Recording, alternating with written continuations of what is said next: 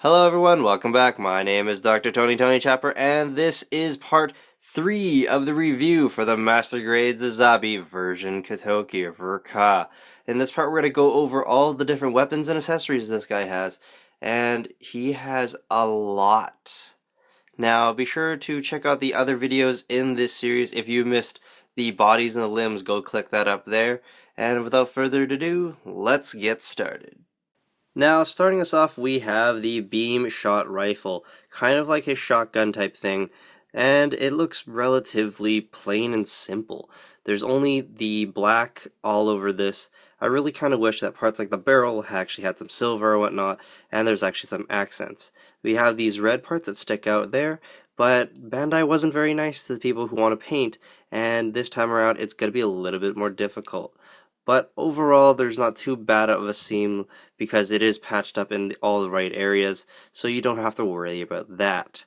In terms of moving parts on this thing, though, we have the handle. It moves back and forth a little bit. We also have that little peg that actually comes forward a little bit so you can stick it into the hand easier.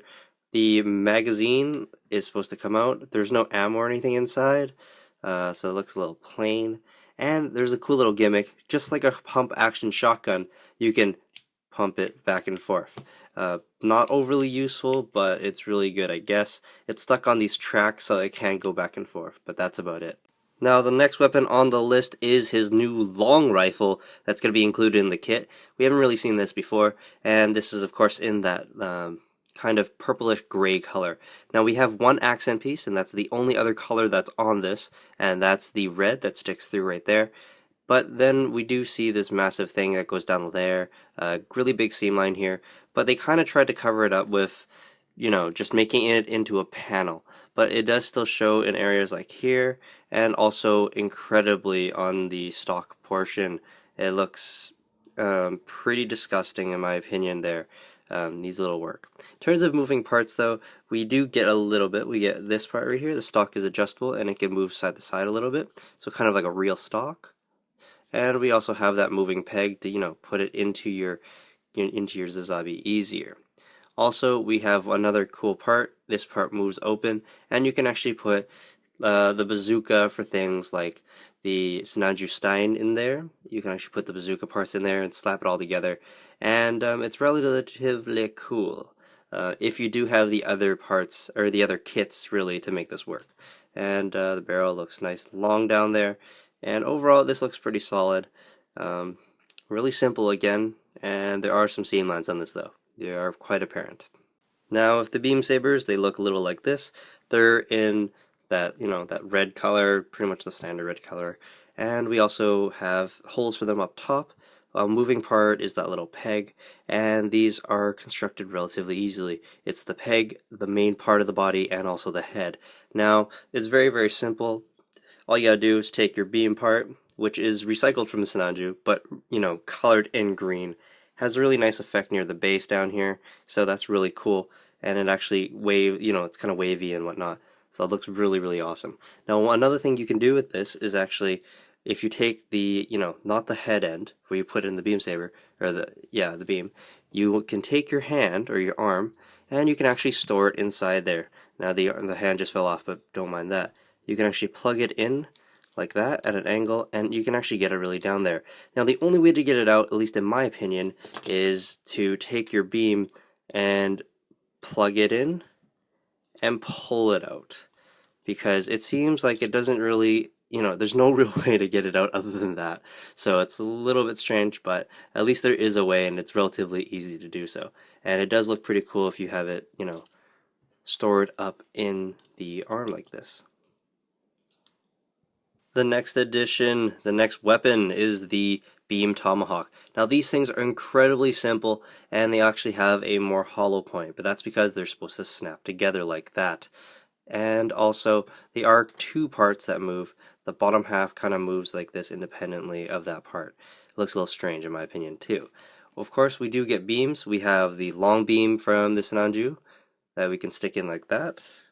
And we also have the other beam that looks like this, and you can still stick it in fairly easy, like so. And to combine it, You want to take this really extra little bit, I think it's the R3 bit, and you want to plug it into the bottom hole. And then after that, you want to take the other half, match it up accordingly, and then bam, you have a very, very nice and menacing combined beam Tomahawk. Looks very, very good that way. You can also flip it on the other side though and have it Darth Maul style. And when you do it, it looks a little something like this. It looks pretty menacing still, but this part right here, the connection bit, does look a little bit weak. But overall, it does still look incredibly awesome. And it's really good they actually put this in. There's actually one more part to this, another little gimmick these Beam Tomahawks have, and I'll show you that in a little bit. Next off, we have the incredibly massive shield. Now we have several bit of colors on this. We have that red, the standard red, and we also have that burgundy up here. Some yellow parts that stick out, and a giant black part right there. On the back side, we have a massive part. Remember the Sea Runner? That's actually, the inside part of that. And we also have those missiles, and also a part up here. Now, overall, it looks pretty decent. There's a lot of gray that comes through in terms of venting, and that looks pretty solid. But there's also, the backside looks really good as well. The mechanism here is pretty decent. It can move up and down, and also this part can actually, slide side to side because they are on tracks. So you should be able to get it in the hand relatively easy. These parts, they're not really supposed to move, but there's a cool part in this is if you put this all the way up like that, and then you take your beam Tomahawk, like so, after you've combined it, there's that little hole there. You want to just line it up, pop it in like that, and you'll be able to store it inside. Now, it seems like the way it's done, you won't actually be able to put the effect parts inside of it, so you won't get that Sinanju look with the extra bits sticking off to the side in terms of beam effect parts. So you can't really do that, but it's still really nice to have it stuck inside. Kind of comes off, I guess. But yeah, just try to get it in there nice and tight. And this part doesn't really get in the way, so that's good. Other than it falling off before, I don't think it's going to fall off now, so that seems decent. And of course you actually get a decal to put it on there. I'm not going to put that on there for now, so it's up to you. Now, just to show you guys just how big this shield is, of course this guy is a really massive shield for a very massive suit. But I have here the 1 to 144th high grade Psycho Gundam shield, and if you can see near the top, they're both on the bottom right here. I have them on the ground or whatever. This is actually taller. Size-wise, it is pretty much bigger as well, and it's kind of scary just how freaking massive this is. And also, next to the Psycho Gundam, it almost looks proportional for him because it is so massive. Of course, the design doesn't really fit with it, but just size-wise, this does fit, and that just really reinforces the fact that how freaking big the Sazabi is, and all the different accessories and whatnot he has. Freakishly large. Freakishly.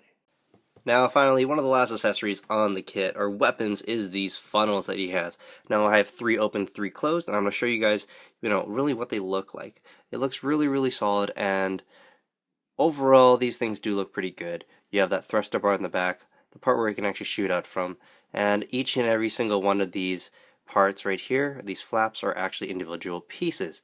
So just imagine doing that 4 times 6 times with 3 nubs on each one. You're probably going to go insane making these things. And also the construction is very, very particular. You have to match up those holes up into the the grade points and everything. You have to get it just right, and when you do, it's going to look like this. Now, in terms of putting it back into that form, all you have to do is squeeze two points like that. There's a mechanism that actually makes it go down. And if you can see down here, it gets separated a bit right there. And then after that, all you gotta do is kind of, shove these parts back up, and you're done in terms of closing it back up. Now, if you want to open it back up, it's even simpler. Just open up these panels a little bit. And then, after that, it's relatively simple. All you want to do is take your thumb here, put a finger up here, and push. And you got it right if these parts aren't actually moving too much when you have it fully extended out, the barrel part there. They don't really move, it's pretty solid, and it looks pretty decent. Now, in terms of putting it into the binders or the backpack. It is also very, very simple. You can just take your funnel and you kind of just plop it in there, even without it open. If you open it up and do it, it will get a little bit easier, of course. And so far, they don't look like they're moving too much, and they are relatively secure. Now, there's holes inside here, like little pegs. The bottom of the thruster actually has a hole there, so you can shove it in. And when you're done, it looks like this. So looking pretty menacing, and with the silver, it does look pretty good. And also, if you close it up, it's really simple to store again. So looking very, very solid in terms of this, but they are very finicky. And if you don't get them just right, you're going to get, a little angry and frustrated. It took me a while for these to actually work for me. So just be careful when you're doing this, and try not to lose any parts, of course, because you don't get any spares. Do this very, very carefully and in a very, very good state of mind. I warn you. And for the very last accessory you get, I give you the hamster wheel. That actually has Char inside. It's actually his escape pod, and it is see-through. So it is a little different from what I expected. I was expecting just a red one that the new Gundam can go and dunk, like a basketball, but it turns out they wanted to give us a see-through one to really show off Char a little bit better. Now he's in yellow inside, and the detail in it's pretty decent. We do get those gray parts. There's 2 different gray parts in there, and yeah, overall it does look pretty decent, but of course you're going to get that yellow peg that's going to stick out. So whoever's actually good at painting up really, really, really small figures like this, you might actually enjoy this, and it actually looks pretty decent. And it actually fits into the new Gundam's hand relatively easy. Did someone say dunk? So he can put it in the hand, and he fits okay, I guess. But you have to be careful because there's no actual peg or anything to actually keep it in place, so it will actually drop out very, very easily. But at least you can do it, and it does look proportional to the hand, like in the movie. Alright everyone, that concludes part 3 of the review for the Master Grade Sazabi ver.Ka. Now be sure to come back in the next part 4, when we actually go and look at the transformation in individual limbs and whatnot. That way you'll be able to see whether or not you should be combining it all together and transforming him, or ripping things apart. In my opinion, with so many moving parts, you probably want to rip the limbs off and then do it. Now, if you guys did like the video, please give me a like, a thumbs up, and continue to support the channel if you have been, and if you haven't already, please subscribe. It really helps out. My name is Dr. Tony Chopper, and I'll see you guys in the next part. Peace out.